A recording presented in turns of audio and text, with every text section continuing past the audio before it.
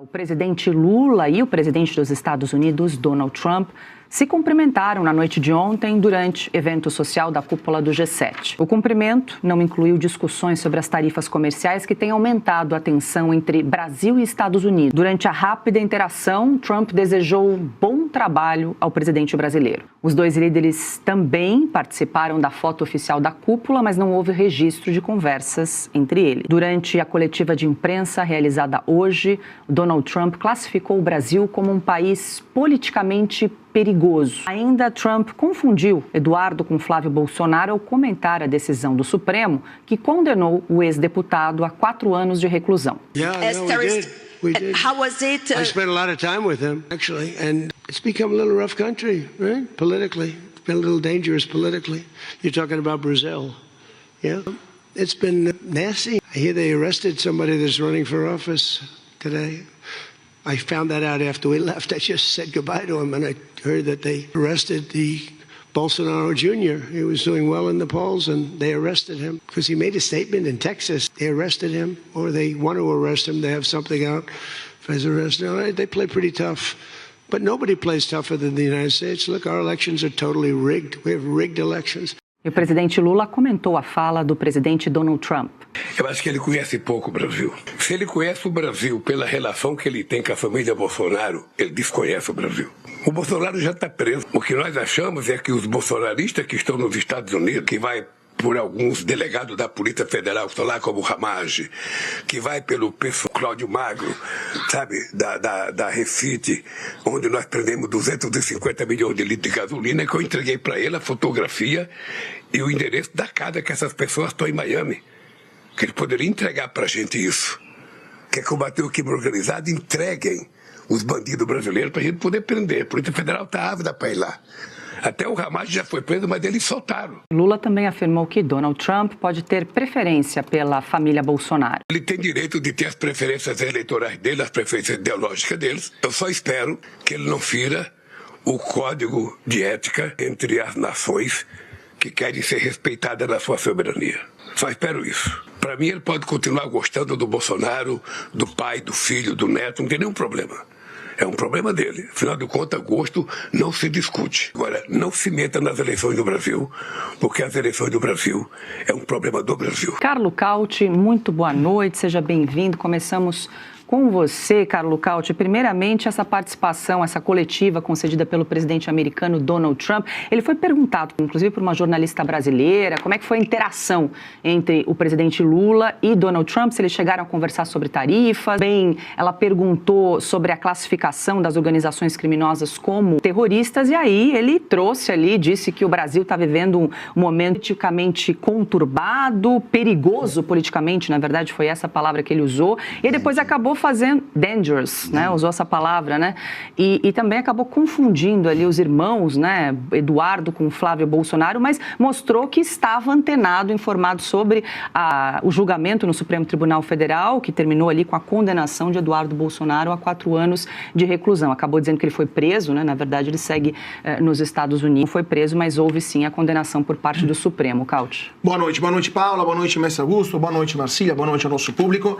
Pois vários pontos. Primeiro, o Lula que se vangloriava de ter uma química com o Trump, de poder resolver tudo conversando com o Trump diretamente, uma linha direta, né? Planalto, Casa Branca, ele foi lá, o Trump ignorou o Lula no primeiro dia, no outro dia trombou na frente, deu um oi e foi embora. Então, essa química evaporou como água debaixo do sol. Não existe química nenhuma e o Brasil vai receber um imposto alfandegário americano adicional de 37,5%.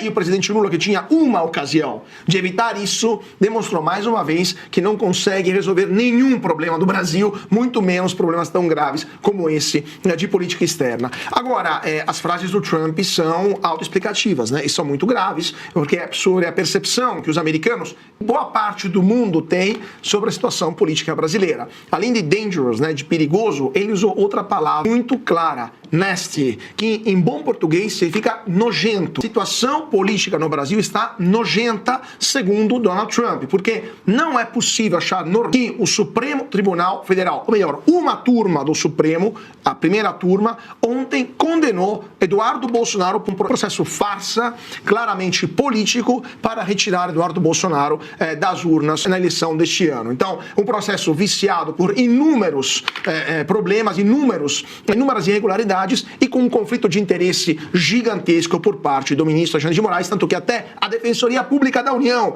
que não é um baluardo bolsonarista, por decência, disse que, no mínimo, Moraes tinha que se declarar impedido. E foi rechaçada, porque Moraes disse que não, quem manda aqui sou eu.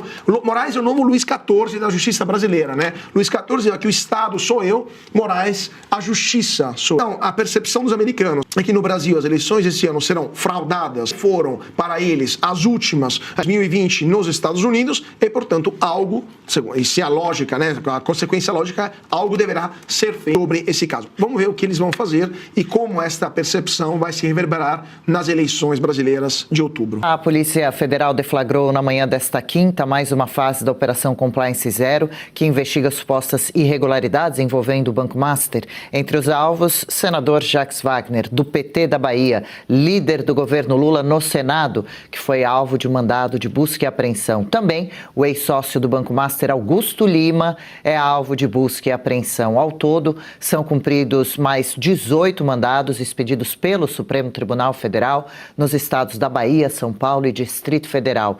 Marina Helena, além de busca e apreensão, também estão sendo cumpridas medidas cautelares diversas da prisão, como proibição de contato entre os investigados e suspensão de passaporte. Segundo a investigação, há suspeitas de envolvimento de agente público em um esquema relacionado ao sistema financeiro nacional.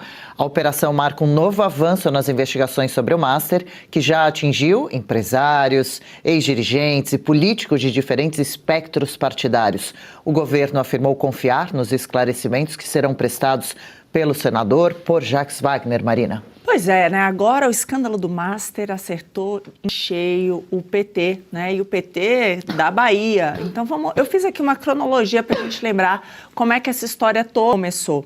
Ali em 2007, durante a gestão do início do governo de Jacques Wagner, ele criou um produto chamado Cesta do Povo, que basicamente era um cartão que as pessoas tinham para conseguir comprar alimento. Ali elas recebiam auxílio e compravam alimentos. Isso estava ligado a uma empresa que eles tinham de distribuição de alimentos chamada Ebal. Muito bem, isso aí não tinha ainda, a partir de então começou a ter também um novo produto nesse cartão, que era o crédito consignado com desconto em folha, porque esse cartão já permitia esse desconto direto em folha. E em 2018, durante o governo do Rui Costa, ele vendeu esse cartão, né, junto com a Ebal, para o Augusto Lima por 15 milhões. Isso a gente está agora em 2018. Em 2020, Augusto Lima se torna sócio do Vocaro no Banco Master, depois ele vem a se tornar CEO, função que ele exerce ali até 2024, quando ele sai do banco. Só que aí começa toda a entrada do Rui Costa nessa história toda também. Por quê? Acho que uma das informações mais importantes e que muita gente questiona nessa operação foi porque em 2022 o Rui Costa soltou um decreto proibindo a migração do crédito consignado para outros bancos. Tinha muita gente reclamando, né, os servidores públicos, porque achavam as taxas de juros cobradas abusivas. Eles não tinham a chance, não tinha nenhum tipo de concorrência em relação a isso por conta desse decreto do Rui Costa. Então, assim, um ponto importante é que essa operação ela está indo tanto fazer busca e apreensão, no caso do Augusto Lima, quanto do Jacques Wagner. Eu fico aqui me perguntando cadê o Rui Costa também nessa história, porque esse decreto, vamos combinar, que é bem complexo. O Augusto Lima, ele já tinha sido preso na primeira operação que se teve ali, foi preso o Vocaro, ele também, depois disso ele foi solto. E tá assim até agora, né? Então ele não tá na condição do Vocaro, mas eu vejo que ali tem muita coisa claramente a ser explicada. O que está sendo acusado hoje o senador Jacques Wagner, Adriana? Ele está sendo acusado de receber imóveis e propina na conta de empresa de um familiar dele. Então, essa que está sendo a acusação. E a gente agora está tentando desvendar esse imbróglio. É uma coisa aqui que me chama a atenção, é que, vamos lembrar que o Jacques Wagner foi quem indicou tanto Manteiga como Lewandowski, como conselheiros ali, né, do Banco Master. Então, e também, vamos lembrar que teve aquela reunião articulada em que estava Rui Costa, Augusto Lima, além de Vorcaro, com o presidente Lula. Aquela reunião em que estava também presente Galípolo, que o Vorcaro falou que estava sofrendo uma enorme pressão para vender o banco. Lembra que teve até uma proposta da BTG de comprar por R$1. E o Lula disse para ele o quê? Não venda, porque vai mudar o presidente do Banco Central e tudo vai ser mais fácil. Então, tem essa questão. Outro ponto foi que, em algum dado momento, o Augusto Lima pulou fora do barco, né? Que foi ali em maio de 24, que ele saiu do Master, montou, né, o seu próprio banco ali e levou a carteira do Credit Sesta. E aí tem várias coisas estranhas. Primeiro, gente, porque é levantado isso aí desde a CPI do crime organizado, é levantado uma questão, as questões financeiras, porque, por exemplo, tinha venda de carteiras de crédito consignado que rendiam para o Master mais do que os próprios juros desse crédito. Então, assim, tinham coisas suspeitas ali em todas essas transações. Mas, de fato, o próprio Vorcaro já disse isso em mensagens, isso está documentado. Essa operação do consignado era a galinha dos ovos de ouro dentro do Banco Master. E o que chama a atenção é que depois que isso saiu de lá e o Augusto Lima saiu dessa sociedade, parece que bateu um desespero. Foi quando, por exemplo, foi depois disso que foi tentativa de apresentar a emenda Master lá para aumentar o FGC de 250 mil para R$1 milhão. Foi ali que o banco começou a pagar esses valores absurdos, né, de 140% do CDI para captar dinheiro. Então foi ali que tudo começou a ficar muito estranho. Como se com essa saída, e eu estou falando aqui, né, olhando um pouco do balanço do banco e do que está acontecendo ali, é como se ter tirado também essa atividade tivesse exposto ali que talvez o Master não tivesse nada muito além disso, né? Então, é algo muito relevante. Um ponto aqui que a gente não pode esquecer é que isso tudo começou também na investigação do INSS, porque o Master foi um dos lugares que teve o maior aumento, né, dessa questão dos descontos folha ligados ali ao INSS. Então, foi uma coisa que levantou muita suspeita. Vamos lembrar também que tiveram vários acordos com municípios, com o governador, né, vários outros depois, que foi levado dinheiro de fundo de pensão e tudo aquilo que muita gente vai ficar sem ver a cor do dinheiro, que aí tem várias outras pessoas aí, né, políticos envolvidos. Mas, de novo, isso tudo começou. Então, o Master, no fundo, né, praticamente teve origem ali no PT da Bahia e agora, com essa operação, a gente vai começar a levantar exatamente isso. Até então, a venda da carteira não tem, mas por que restringir? Só o Master pode operar? Aí você vai enfiar todos os servidores a ter que aceitar aquela taxa de juros, muitas vezes abusiva. O que está por trás disso? O que ganharam em troca? Então, hoje, o senador Jacques Wagner está sendo acusado de receber propina em troca, é bastante grave.